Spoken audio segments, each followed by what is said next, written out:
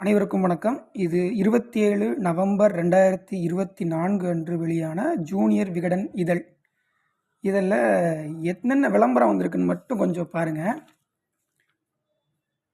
உதயநிதியுடைய பிறந்தநாள் செய்தி 1, 2, 3, 4, 5, 6, 7, 8, 9, 10, 11, 12, 13, 14, 15, 16, 17, 18, 19, 20, 21,